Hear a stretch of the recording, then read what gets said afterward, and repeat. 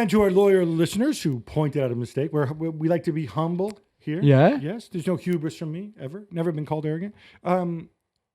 We said something that was false. We'd like to remedy it. And since it concerns a former Fiorentina player, we want to give him his props. Stefan Jovetic. Yes. So last week or last Monday, we told you that Justin Kluivert, with his penalties, became the first player to score in all 5 top European in Europe's Big Five leagues. That was before. Not with this penalty, but in another game. Yeah, before. He wasn't the first. Before him, we had Stefan Jovetic. Yeah, and Raducanu, wasn't it? And Florian Raducanu. Yes, I think I got it wrong. Well, not completely wrong. I think he became Kluivert is the first one to score in the Big Five leagues and in the Netherlands or something like that. There you go. Well, Stefan Jovetic probably the first to score in the Big Five leagues and in Montenegro. Yeah, Eredivisie is better than Montenegro or Romania.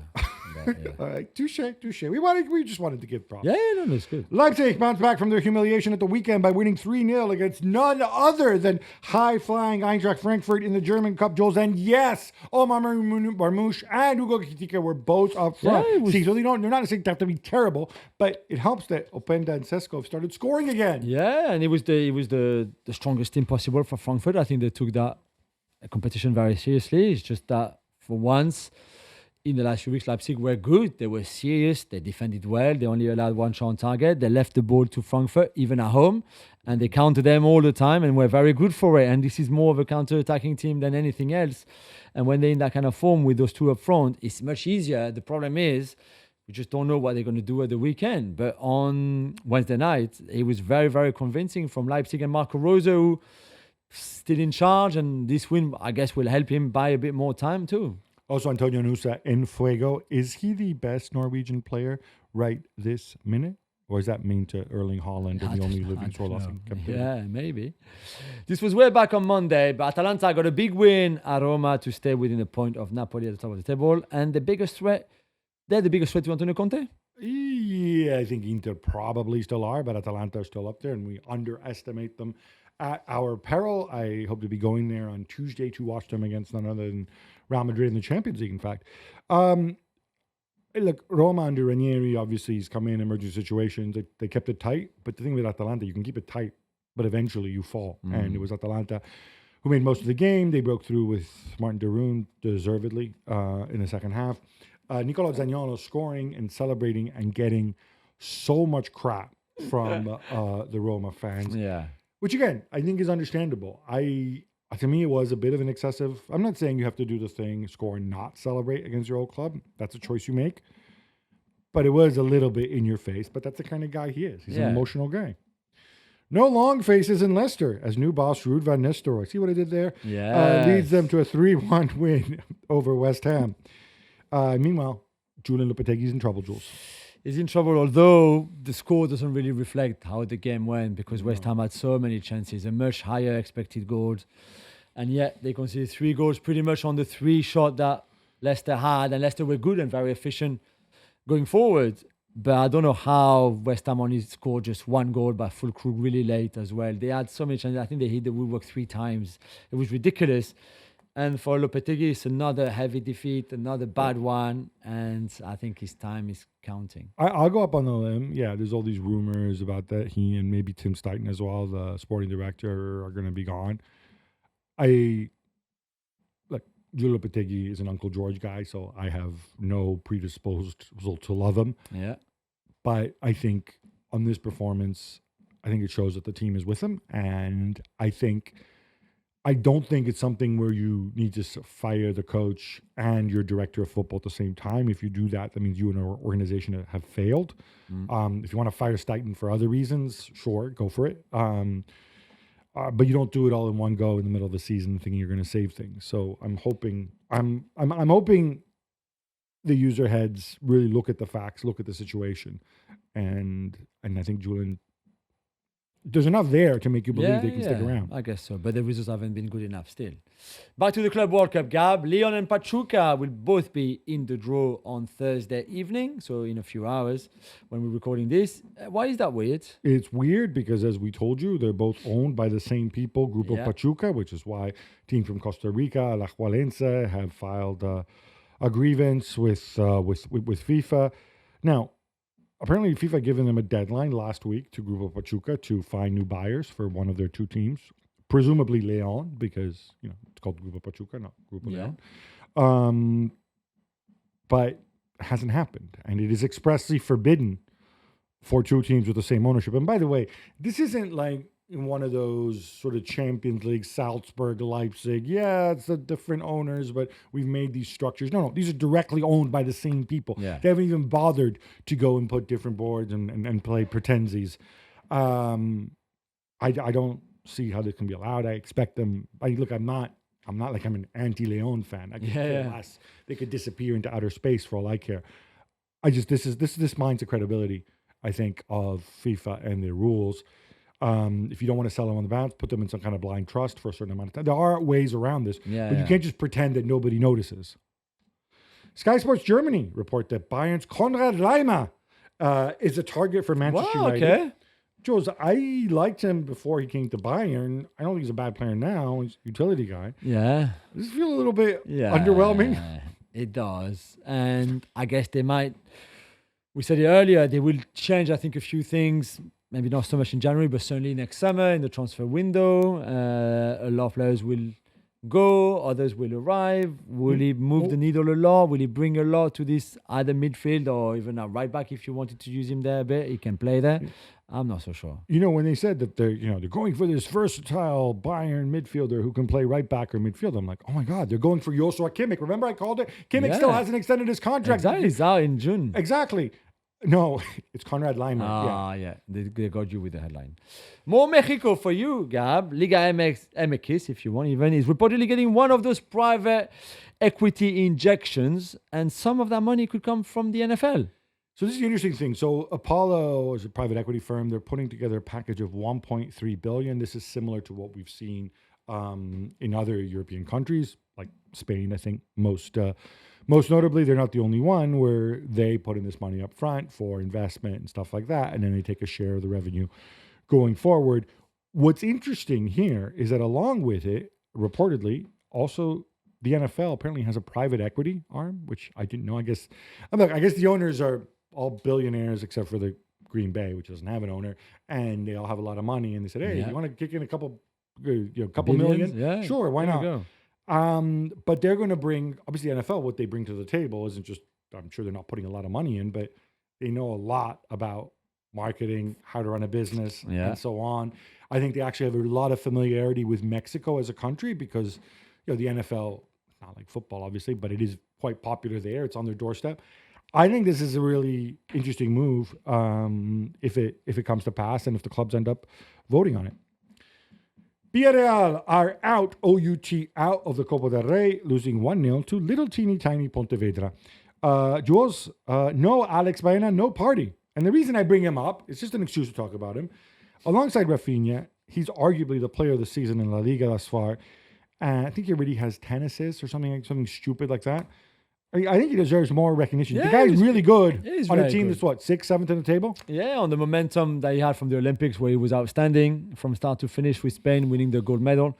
Of course, I mean, there should be Pontevedra without. Yeah, he's not a good. He didn't play. He was on the bench. You kept him on the bench. He didn't come on. Yeah, but they should have still won. But a big loves of upset in the Copa del Rey in this midweek because not just Villarreal are out, but Espanyol are out, Girona are out, all against teams in the third or fourth division. And in this Girona defeat, they lost to Logroñés, and it was a pretty great story in there. That Pau Arnau, the defender, went in goal because they needed a goalkeeper after the red card, and he saved the penalty in the shootout to qualify Logroñés against Girona, the Girona from La Liga. And his dad, remember his dad, Francesc Arnau, was a former Barcelona goalkeeper. Okay, he was like an eternal backup. Yeah, backup. But still, good. The Sons must have that in a gene, even if he's himself a defender. I think the son said something like his dad passed away a few years ago, and he said there was an angel on my shoulder. Exactly. Lovely. Premier League captains this week were asked to wear rainbow armbands in support of the LGBTQ plus community, Gab. Ipswich, Sam Morsey, the captain there, did not. And Mark Gahey, the Crystal Palace captain, wrote on his armband, are you okay with this? I think when you ask people to do this and you force them to do it, like they do with generally with the poppies, where they're actually embroidered on the shirts, it loses meaning. And, while it would be wonderful if everybody wore the armband and everybody was supportive and embracing, I think you have to understand that this is about inclusivity. Yeah. And it includes people who, for whatever their own convictions are, they may feel different about this. Sam Morsi obviously did. In Mark Gay's case, there was some suggestion that the FA could punish him, which I think is silly. He wore the armband. He just wrote the messages on it. He wrote, "I love Jesus," and he wrote, "Jesus loves you" on there. The guy's a Christian. He loves Jesus. I have no issue with this. I think, if we get to the point where everybody wears them because they believe in inclusivity and support for the LGBTQ plus community, that's great. And I think you turn it around and you serve it as a reminder that there's still work to be done. Because it doesn't do anybody any good if everybody goes out there wearing these things and then they still experience, discrimination and prejudice, right? So this is a reminder that some people aren't comfortable doing it, and there's still a struggle to go on for acceptance. And I think there also has to be respect, though, for people who feel differently about it, as long as it's only a different feeling about it and doesn't spill over into any kind of prejudice and discrimination. Hope that made sense. Yeah. England women beat Switzerland 1-0 in a friendly, Jules. But what was up with Lucy Bronze not being able to come on as a substitute? What, they figured she's too many caps? I don't know, Gab. I've got no idea. I don't know about this story. So apparently, producer Freddie put it in our group, but producer Freddie, no, I know because I prepared for this. So she didn't come on because, okay, so when you play in a game, as you know this, you have to submit an official team sheet. Yeah. Listing all the substitutes. This is even in a friendly, because that's what, might stop somebody from, I don't know, let's say England playing Switzerland and Barbara Banda rocks up and plays for England. Oh, look, she's not on the team sheet, right? And apparently they forgot to put her on the team sheet, maybe because Lucy Bronze is a very young and inexperienced footballer who nobody's ever heard of. Yeah. No, it's obviously a big screw up. It's an administrative screw up. They applied the rules, even in a friendly. I got no problem with you applying the rules if the rules are there. It does make you look silly. Weird, and I'm sure whoever made the mistake feels terrible about it. Back to those TV rights for the Club World Cup, Gab. And the New York Times revealed how much Fox in the US offered FIFA. And that was not very much. No, it wasn't. And the reason I put this in there is to give a little bit of context of what's going on in the US and what some of the challenges internally that the Club World Cup is going to face. Fox Sports only offered $10 million for this, which I believe, if my math is correct, is 1/100th of what DAZN offered. Yeah. DAZN was for the global rights. But the argument here is Fox Sports have the rights to the Gold Cup, which is going to be held in the U.S. Yeah. The U.S. men's national team and Mexico are playing in the Gold Cup. They have many more stars that are American and Mexican and who are going to be big in the U.S. than many of the teams. I don't know how many Salzburg fans there are in the U.S., and they've already committed to the Gold Cup. And so I can understand why they wouldn't have offered very much. I mean, they do their sums, right? They're running a business.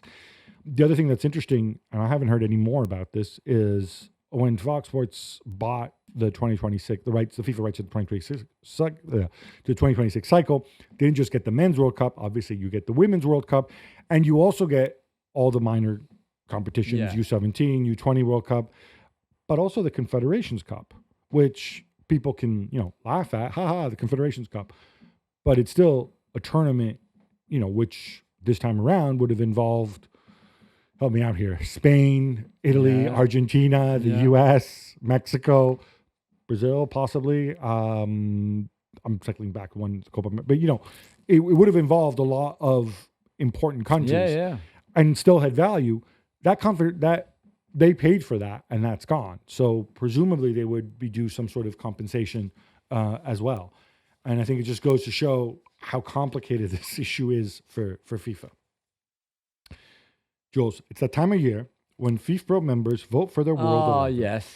We have the short list. We're going to do the men's first, and then we'll do the women's. In fact, you're going to do the women's because I can't claim to follow the women's game as closely as you do. So the way we do it, we've done this. FIFPro have helpfully split this up in defenders, goalkeepers, midfielders, and strikers. So should we do 4-3-3? Yeah, shall we? Definitely. All right. So goalkeepers, these are the highest vote getters from FIFPro. FIFPro is the players' union. These are FIFPro members voting. I think there's a record number, more than 28,000. Your three candidates, and we're not going to make fun of them. If we think somebody, we're just going to choose from them. Right? If there's somebody who should be there. Let's be grown-ups. One of these guys most definitely should not be on the list. Definitely not. But the three who are on the list are Ederson of Manchester City, of course, who's been dropped for Stefan Ortega, Emi Martinez, El Dibu, and Manuel Neuer. Oh, Manuel Neuer, kind of them to put him in there. It's 2024. Do not adjust your set. It's not 2014. Yes, exactly. So we'll have Dibu in goal then. Okay, Dibu in goal. More by default maybe than anything else. Okay, our back four. Candidates are Dani Carvajal, Ruben Diaz, Virgil van Dijk, Jeremy Frimpong, Antonio Rudiger, William Saliba, and Kyle Walker. Kyle Walker, I mean, again, good to him to invite him. We're going to have to do the thing where we kind of invent a left back here because there's no left back. There's no left back. So let's have Carvajal and Frimpong as our two fullbacks if you want. Because I think Frimpong is the only fullback. We can't have Kyle Walker. This is not serious. No. Frimpong. And then I would have Saliba and Rudiger as my two centre-back because Saliba is obviously a friend of the show. And Rudiger is Rudiger. And Ruben Diaz, I think, is in here a bit on reputation, with all due respect. Midfield, your candidates are Jude Bellingham, Kevin De Bruyne, Phil Foden, Toni Kroos, Luka Modric, the retired Toni Kroos, that is, Jamal Musiala, Rodri, and Fede Valverde. Could you have Kroos and Rodri in the same team? Or is that a bit too much? A bit boring. A bit boring as well, yeah, you're right. No, I think we got to go. Like, I'm not having Kroos, he's retired. Sorry, you're ineligible. You're right. Absolutely. So I'm going to go with Rodri as my holding midfielder. Yes. And with him, I would go Musiala and Bellingham, or Musiala and Foden. But Foden's been so terrible this year. Yeah, but it depends when the vote was. Yeah, right? exactly. But yeah, we can go Rodri, Bellingham, and Musiala. But again, Musiala, great as he's been, but he's still only quarterfinals of the Euros and no trophies. Domestically. Should we chuck Luka Modric in there just as an homage to his career? So we'll have Kroos, Modric, and Bellingham. And just I'm kidding. I'm kidding. All right, up front, your candidates are Erling Braut Haaland, Harry Kane, Kylian Mbappe, Lionel Messi, Cole Palmer, Cristiano Ronaldo, Vinicius Jr., and Lamine Yamal. Now, what we must not do is leave Vinicius out of this, because otherwise all the Real Madrid players will leave. Yeah, he would not come. So he's got to be one of the three, yeah? So we'll have Vini, of course, there. I mean, I will go for Lamine Yamal too on the other side, to be fair. And for the third, Palmer again. Cristiano or Messi for me, because really, somebody voted for them to include them in this incredible list. I don't know. Haaland, Kane, you can pick. What about Cole Palmer? Yeah, well, as a false nine, again and again. No, because frankly, if we put Messi or Cristiano, we're going to upset 50% of the world, right? Yeah. The one that's left out. So we've gone Vini, we've gone Lamine Yamal. Might as well go Cole Palmer. Yeah, that works for me. Harry Kane scored a lot of goals, but Erling Haaland watched the Euros on TV. Mbappe can't convert penalties. I mean, doesn't leave us much choice. No. On to the women. Yes. Bro, this is all you. Again, nothing against the women's game. I just don't get to watch it outside of the latter stages of the Champions League, the Euros, and the World Cup. So goalkeepers, we have Mackenzie Arnold from West Ham, Mary Earps from United, and Christiane Endler from Olympique Lyonnais. Shout out to John Texter. Again, JT, for you. I mean, obviously, no US goalkeeper who won the gold medal at the Olympics. No Spain goalkeeper either. Yeah. Sorry. Should we put the caveat in there? When I looked at this list, I'm like, wait a minute. Marta just told me NWSL is the best league in the world. Yeah. And there's very, very, very few NWSL-based players. There are very few American players in here, full stop. Yes. Shows you what a huge job that, she's got. Emma Hayes has to do with the U.S. women's national team.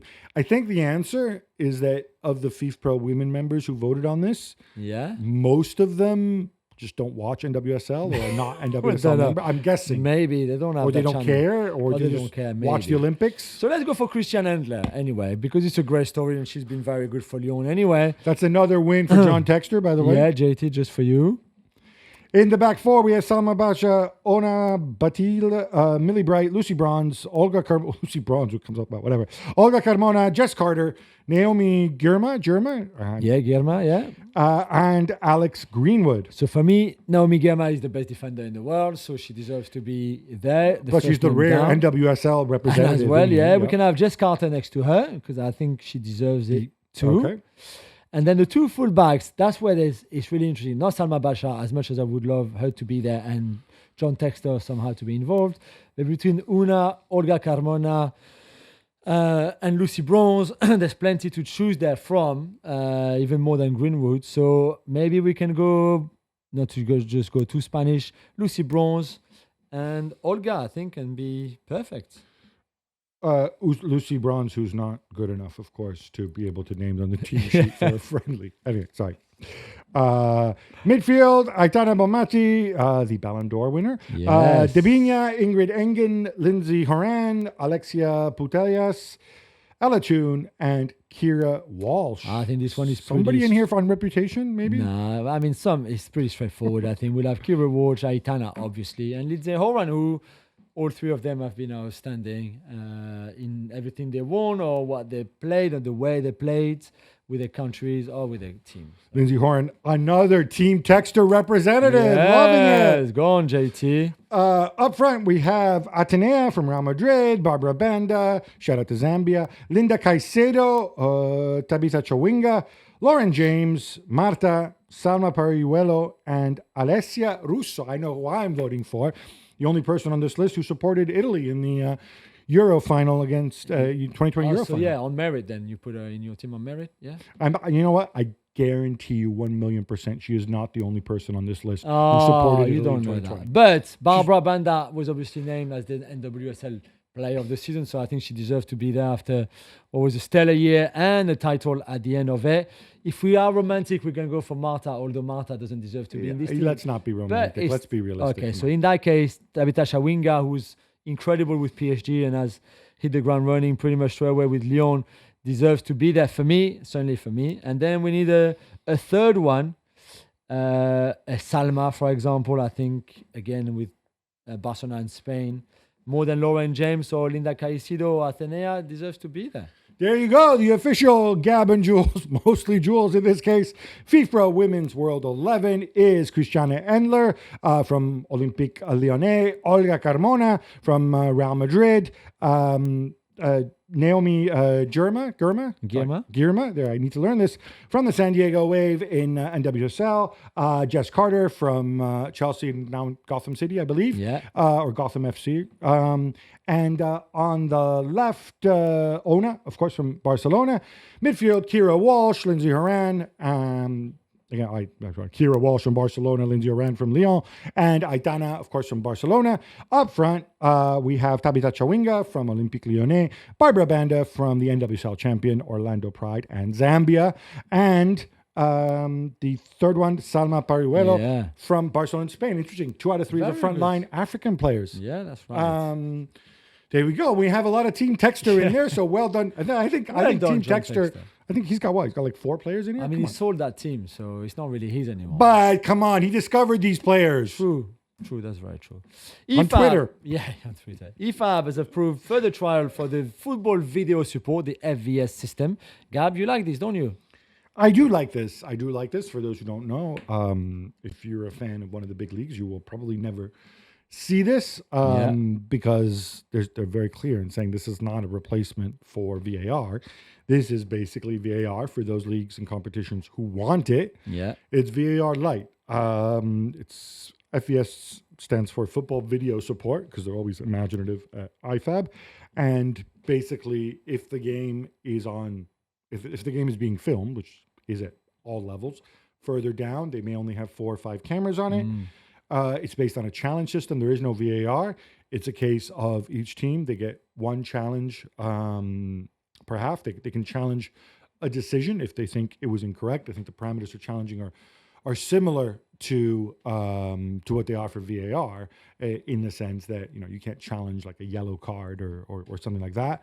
But it's a guy. If you're unhappy, rather than having everybody on the bench rise up and wave their arms angrily at the referee, you have one guy looking at the screen and saying, wait a minute, we're going to challenge this decision. Referee takes a look, bish, bash, bosh, and you move on. The is an expensive system, and I think in some leagues it's just not viable. I think some people might find this less intrusive. So yeah, I'm all for this.